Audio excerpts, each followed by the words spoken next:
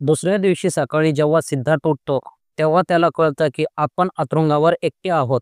कारण अमृता तिथे नव्हती. ही मुलगी कुठे गेली तीही मला न सांगता? बाथरूममध्ये तर नाही. सिद्धार्थ उभा राहून बाथरूमचा दरवाजा उघडून पाहतो.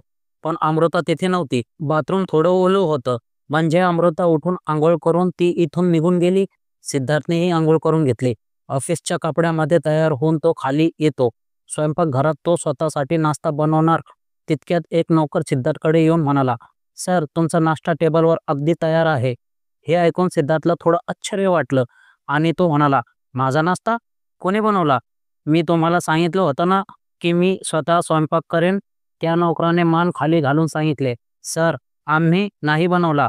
एका मॅडमनी बनवला आहे. त्या सकाळी जाण्यापूर्वी जेवण तयार करून गेल्या होत्या." नोकराचं बोलणं ऐकून सिद्धार्थला अमृताची आठवण झाली. त्याने एक दीर्घ श्वास घेतला आणि नोकराला जाण्याची खूण केली आणि स्वतः डायनिंग टेबल जवळ गेला. डायनिंग टेबलवर जेवण अगदी तयार होतं. एका वाटीखाली एक छोटी चिठ्ठी ठेवलेली होती. सिद्धार्थने ती चिठ्ठी काढली आणि त्यातलं वाचलं. "जेवण तयार आहे. आजपासून मी दररोज रात्री 8 वाजता तुमच्या बंगल्यावर पोहोचेन आणि सकाळ होताच इथून निघून जाईल." पहिला दिवस संपला. 29 दिवस बाकी. चेकबद्दल धन्यवाद. चिठ्ठी वाचून सिद्धार्थने ती चिठ्ठी आपल्या हातात चुरगळून टाकली. सिद्धार्थने नाश्ता केला आणि त्यानंतर थेट ऑफिससाठी निघाला. ऑफिसमध्ये बसलेला सिद्धार्थ काहीतरी खोल विचारांमध्ये गढून गेला होता. हातात पेन घेऊन तो बोटांमध्ये फिरवत होता. पण त्याचं मन मात्र कुठेतरी दुसरीकडेच होतं. दरवाजावर टकटक करण्याची आवाज ऐकू आली. पण सिद्धार्थ अजूनही आपल्या विचारांमध्येच गढलेला होता. 3-4 वेळा जेव्हा दरवाजाचा आवाज येतो, तेव्हा तो एकदम शुद्धीवर येऊन दरवाजाकडे बघतो. असिस्टंट दरवाजाजवळ उभा होता. सिद्धार्थ त्याला आत येण्याची खूण करतो आणि सरळ होऊन बसतो. तो माणूस आत येऊन म्हणाला, "सर, आज रात्री तुम्हाला नवीन प्रोजेक्टसाठी परदेशात जायचं आहे. तुम्ही सांगितल्यास मी तिकीट कन्फर्म करू?"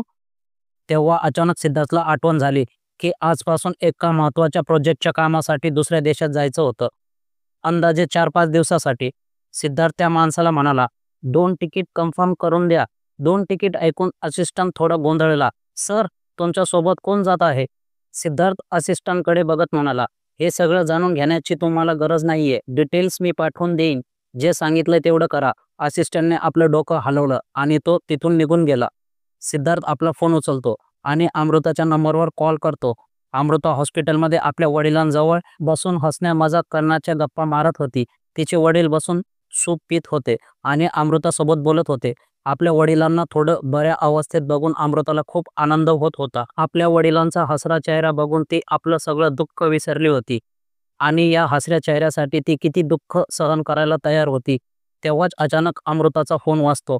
ती फोन उचलून बघते तर एका अनोळखी नंबरवरून कॉल येत होता.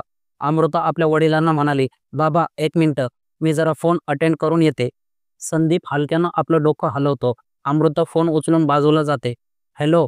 तेव्हा तिला समोरून एक गंभीर आवाज ऐकू येतो. "आज रात्री आपण 4-5 दिवसासाठी परदेशात जात आहोत. त्यामुळे तयार राहा." सिद्धार्थचा आवाज आणि त्याने सांगितलेली गोष्ट ऐकून अमृताला खूप मोठा धक्का बसतो. "काय? परदेशात? तेही 4-5 दिवसासाठी? हे काय बोलत आहात तुम्ही?" सिद्धार्थने थोडक्या कडक आवाजात उत्तर दिलं, "प्रश्न विचारण्याचा हक्क नाहीये तुला. मी सांगितलं ना, या बिझनेस प्रोजेक्टसाठी मला 4-5 दिवसासाठी बाहेर जायचं आहे आणि तू माझ्यासोबत येत आहेस."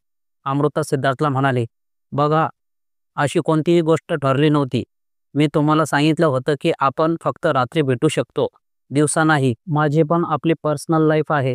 मी प्रत्येक वेळी तुमच्यासोबत राहू शकत नाही." तेव्हा सिद्धार्थचं बोलणं अमृताला विचार करायला भाग पाडतं. "या 3-4-5 दिवसासाठी तुला तुझ्या रात्रीच्या वेळेव्यतिरिक्त दिवसाची किंमत मिळेल. या दिवसासाठी तुझी रक्कम दुप्पट असेल." दुप्पट रक्कम हे ऐकून अमृताचे डोळे धपक्याने मोठे होतात. सिद्धार्थच्या ऑफरबद्दल ऐकून ती विचार करायला लागते. ती एकदा आपल्या वडिलांकडे बघते, जे सूप पीत होते. आपल्या वडिलांच्या उपचारासाठी तिला एवढे पैसे लागतील तेवढे कमी पडणार होते. म्हणून तिला जास्तीत जास्त पैसे कमवायचे होते. अमृता काही सेकंद विचार करून एक दीर्घ श्वास घेऊन सिद्धार्थला म्हणाली, "ठीक आहे, मी तयार आहे." हे ऐकून सिद्धार्थच्या चेहऱ्यावर एक शैतानी हसू येतं. संध्याकाळची फ्लाईट आहे, वेळेवर घरी पोहोच. हे बघून सिद्धार्थ फोन कट करतो. अमृता खूप जास्त चिडली. हे मान्य आहे की पैसे कमवण्यासाठी तिच्यासाठी ही खूप चांगली संधी होती. पण तिला आपल्या वडिलांपासून दूर जायचं नव्हतं. विशेषतः या नाजूक परिस्थितीत तर बिलकुल नाही. अमृता आपल्या वडिलांजवळ येऊन बसते. तिच्या चेहऱ्यावर हलकीशी उदासी होती, जी संदीपने बघितली. त्याने अमृताला विचारलं, काय झालं? तू उदास का दिसत आहेस? कुणाचा फोन होता? अमृता संदीपला उत्तर देत म्हणाली, ते बाबा, खरं तर मी ज्या कंपनीत काम करते तिथे मला एका महत्त्वाच्या प्रोजेक्टसाठी त्या लोकांसोबत 4-5 दिवसासाठी परदेशात जावं लागत आहे. माझं जाण्याचं मन नाहीये, पण ते म्हणत आहेत की जावं लागेल. संदीपने अमृताला सांगितलं. का मन नाहीये तुझं?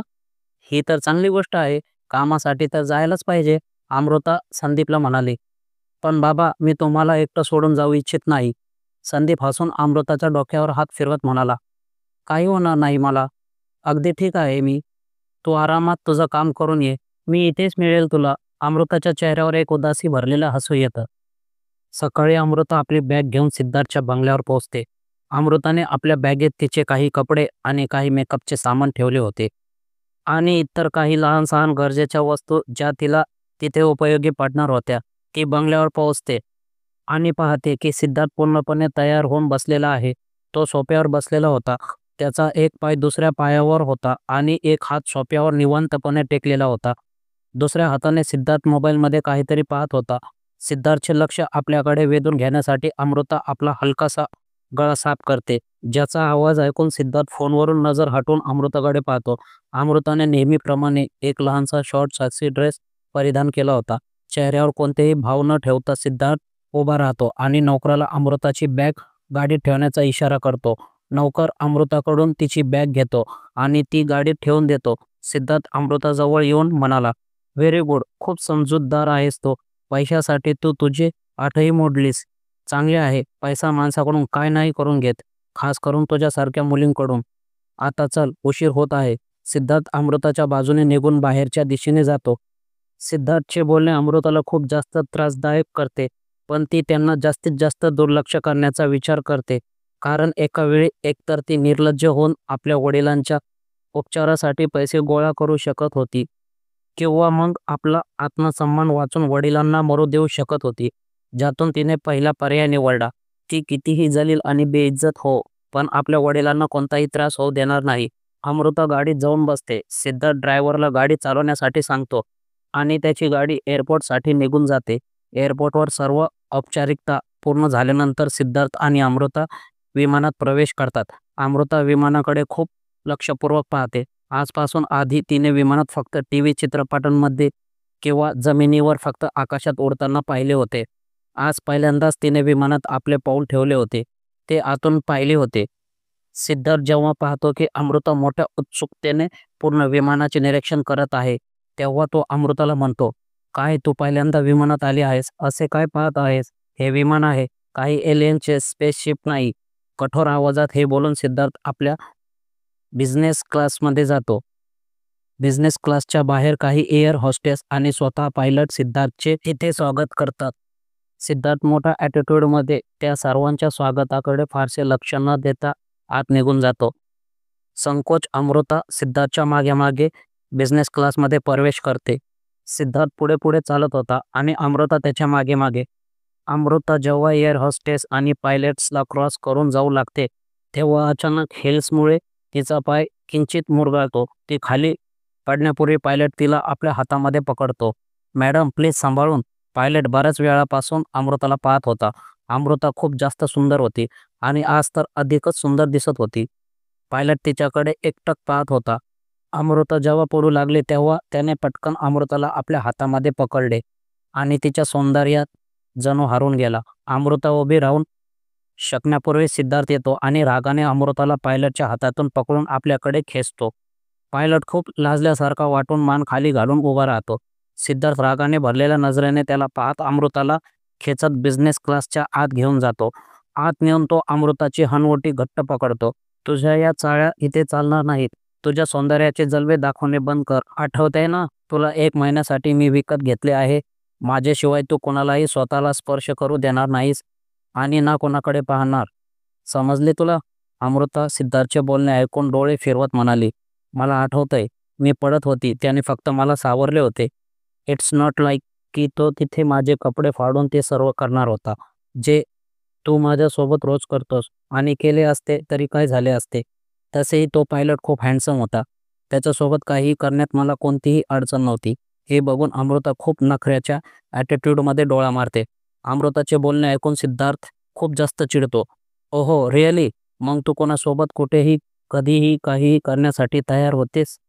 खरं खरं एक गोष्ट सांग मला तू. आजपर्यंत किती लोकांसोबत हे सर्व केले आहे? किती लोकांनी तुझ्या या सुंदर शरीराला ओरबडले आहे? सांग मला. Tell me. राग आणि मत्सजळण यामुळे सिद्धार्थचा चेहरा लाल पडला होता. सिद्धार्थच्या बोलण्यावरून अमृता हलकेच हसून म्हणाली, मग तू देखील मानतोस की मी सुंदर आहे, नाही का? तसे पाहिले तर अर्ध्याहून अधिक शहर माझ्या मागे वेडे आहे. हे सर्व मी किती लोकांसोबत केले आहे? मी गिनती विसरली आहे. सिद्धार्थचे पकड आणखीच मजबूत होत होती आणि रागाच्या भरात त्याच्या शरीरात थरथर सुरू झाला होता. जर असे आहे तर मला हे सांग की आजपर्यंत तुला सर्वात जास्त मजा कोणासोबत आली आहे? बोल, उत्तर दे. तुला सर्वात जास्त समाधानी कोणी केलं आहे? काय त्यांच्यासोबत तू इतकी निर्लज्ज असायचे? काय ते तुला खुश करू शकत होते? काय तू त्यांच्यामुळे समाधानी व्हायची? बोल, आजपर्यंत तुला सर्वात जास्त समाधानी कोणी केले आहे? यावर अमृता काहीतरी विचार करण्याचे नाटक करते. जणू ती आठवण्याचा प्रयत्न करत आहे की तिला सर्वात जास्त मजा कोणासोबत आली होती. अमृताचे असे हावभाव, तिच्या अशा कृतीमुळे सिद्धार्थच्या तन-मनात किती आग लागत होती याचा तो अंदाजही लावू शकत नव्हता. काहीतरी विचार करत अमृताने मोठ्या मोहक नजरेने सिद्धार्थाकडे पाहत त्याच्या गळ्यात हात घालत म्हटले, सांगणे कठीण आहे, पण मला सर्वात जास्त खुश करण्यामध्ये ते तो देखील आहेस, मिस्टर सिद्धार्थ देशमुख. सिद्धार्थला एका सेकंदासाठी इतका जास्त राग येतो की तो आपले नियंत्रण गमावून बसतो आणि अमृताला जोरात चापट मारतो, ज्यामुळे ती सीटवर जाऊन पडते. भाग 9 लवकरच येत आहे. लाईक, शेअर आणि सबस्क्राईब करायला विसरू नका. तुमचा आवडता सीन कमेंटमध्ये नक्की सांगा. धन्यवाद.